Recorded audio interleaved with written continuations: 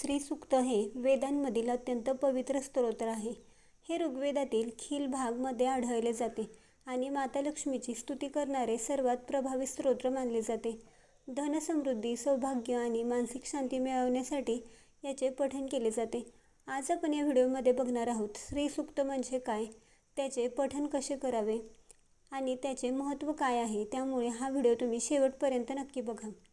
श्री सूक्त, श्री म्हणजे लक्ष्मी, संपत्ती, ऐश्वर्य आणि सौभाग्य आणि सूक्त म्हणजे स्तुती किंवा प्रार्थना. म्हणूनच श्री सूक्त म्हणजे माता लक्ष्मीची दिव्य स्तुती करणे होय. आणि श्री सूक्ताचे महत्त्व म्हणजे घरात लक्ष्मी स्थिर राहते, आर्थिक अडथळे कमी होतात, मन शांत आणि सकारात्मक होते. घरात नकारात्मक ऊर्जा असतील तर त्या दूर होतात आणि जीवनात स्थैर्य प्राप्त होते.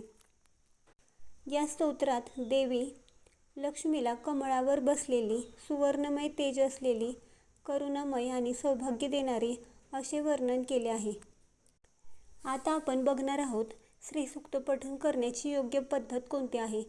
तर श्री सूक्त पठण करण्यासाठी सकाळी ब्रह्ममुहूर्तावर म्हणजेच सूर्योदयाच्या आधी किंवा संध्याकाळी शांत वेळेत निवडा आणि शांत वातावरणात पठण करणे अत्यंत शुभ मानले जाते. सकाळी अंघोळ करून स्वच्छ कपडे घाला. पांढरा किंवा पिवळ्या रंगाची कपडे अत्यंत शुभ मानली जातात.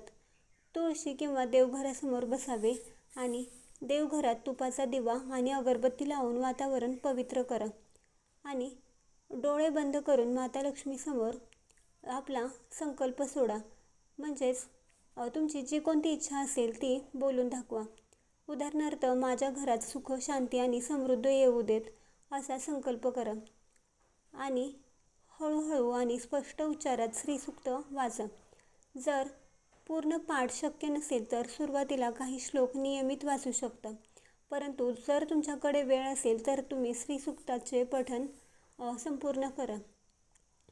पठण करताना किंवा शेवटी माता लक्ष्मीला कमळाचे फूल किंवा कोणतेही लाल फूल अर्पण करा आणि किमान एक वेळ किंवा उत्तम फलासाठी 11 वेळा 21 वेळा श्री सूक्ताचं पठण करा आणि नियमित दररोज पठण करणे अधिक फलदायी मानले जाते.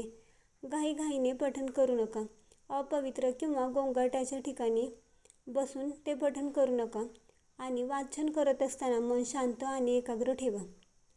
श्री सूक्त पठण करणे म्हणजे फक्त मंत्रोच्चार नाही तर लक्ष्मी शक्तीशी जोडले जाण्याचा एक मार्ग असतो. यामुळे मन शांत आणि सकारात्मक ऊर्जा वाढवते असे म्हटले जाते. तुम्हाला ही माहिती कशी वाटली कमेंट्स करून नक्की सांगा. व्हिडिओ आवडला असेल तर लाईक करा, शेअर करा आणि असेच धार्मिक व्हिडिओ बघण्यासाठी आपल्या नित्यभक्ती या चॅनेलला सबस्क्राईब करा.